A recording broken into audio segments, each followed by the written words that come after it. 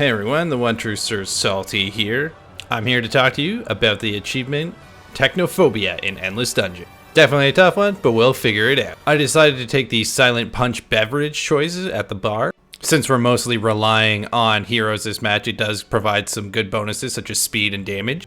And I chose basically the starting team, which is pretty balanced in all respects. I mostly focused on Zed and Sweeper.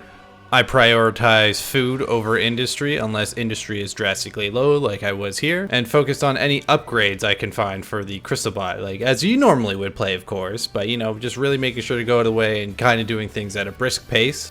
Also, the silent punch has the downside of making it so I can't see any map whatsoever, so I kind of do struggle in that regard. I don't know, it was a choice that I made and I kind of went with it. The achievement itself is for not researching any other turrets, so don't even look at it. Anyways, I continued to funnel all upgrades into the character that I was playing for the most part, which was Zed. So then I would just focus on exploring with her and leaving Sweeper and Bunker.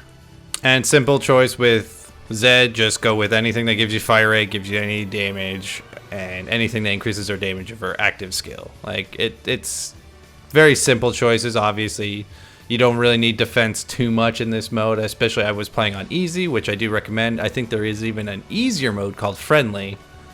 But, you know, do this as you will. Easy was plenty easy enough for me. The crystal bot does not take any damage in this mode. Like, it's so pitiful. But anyways, try to do as much as you can. Like, obviously you can't see a map, so you can't really plan things out. Which brings me to one of the first points. Blackouts are a pain in this mode. You essentially have to hear and listen to them unless you place your heroes accordingly where you know exactly where you are. You could map things out.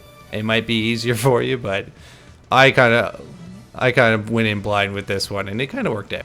I was getting a quest done while doing this, and the security vault is a pain in the ass just because of this boss. You essentially have to bring the crystal bot to 3 different slots throughout the map, and essentially he's the one that's killing the boss, which is all great, but while he's doing that, all the spawn points are active, as well as you have to dodge projectiles from the boss, which is kind of annoying. You just kind of have to be on your A game a bit, but it does make for a lot of annoying gameplay.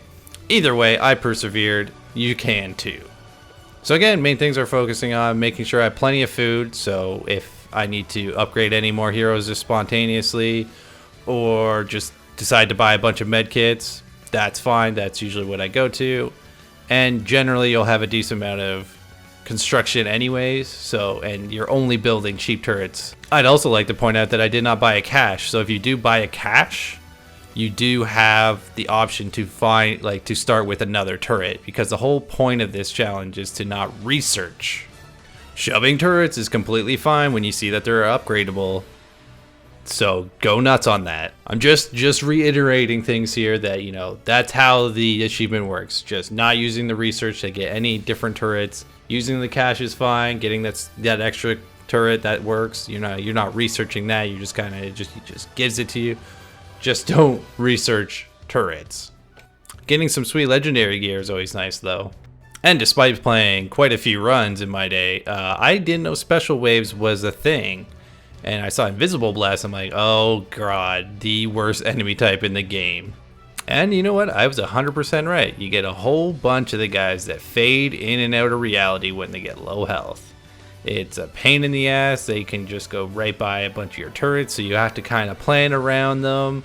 Though they're slow, because I love using Sweeper's move to just do that, but they still manage to just get by, and then it's just super annoying. Worst enemies in the game. Anyways, all you do is just keep plugging away, like nothing, like you keep the same strategy throughout. Have one guy going exploring and leave 2 at some decent focal points. Hopefully they converge. It's kind of hard to, you know, get the gist of that when you don't have a mini map, but, you know, just figure it out. Now, once you get down to the core, this is probably the run breaker for you, which it has for me twice now. Basically, I got to the last part of the area. I was opening the door with the crystal bot, and my follower got a little messed up somehow. Like I thought I left her with the crystal bot, which would have been perfectly fine. I didn't. I realized she was with me way too late. Crystal bot started taking ridiculous damage, and that was kind of it at that point. Like, it just happened so fast, and it sucked right at the end of the run. So don't be like me and fail right when you're so close to victory. But anyways, as you know, there are 3 defenses that activate while you're down here. If you haven't played too much, like if you don't have any of the district keys, you can't turn off the defenses. So it is probably a better choice to do this once you have. Basically, you have less resources, less damage, less turrets health, like less defense. Like you just get nerfed into the ground if you don't have the district keys turned off for this area. And itself is just a painful experience, just being down here trying to get through this mini boss. Once you finally track down the boss in the area, you have to defeat it 3 times while fending any waves you have unlocked off.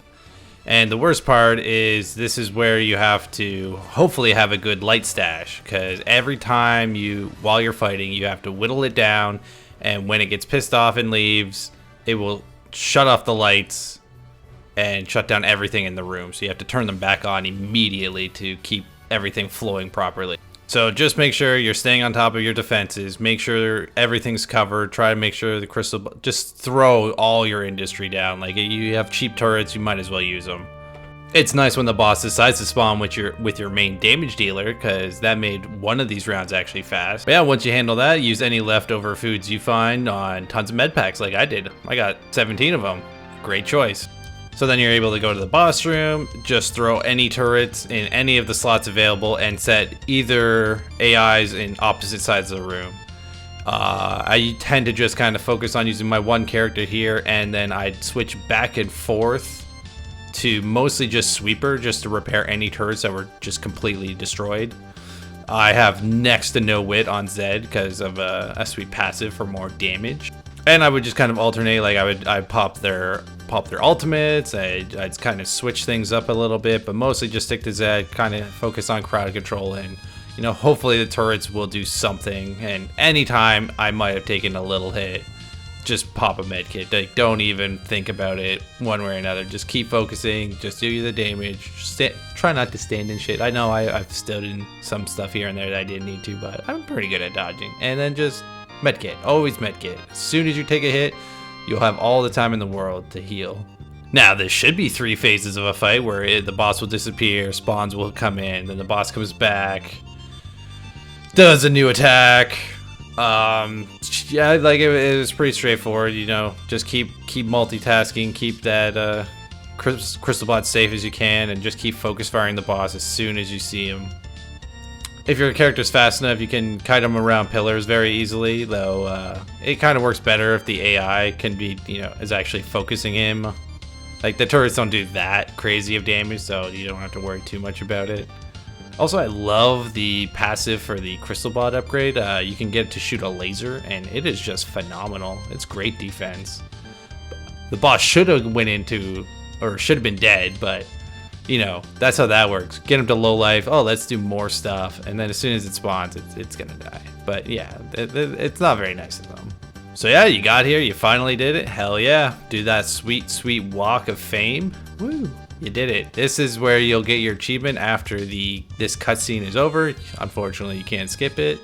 But hey, it's all about the journey, right? And yeah, we made it. We got here.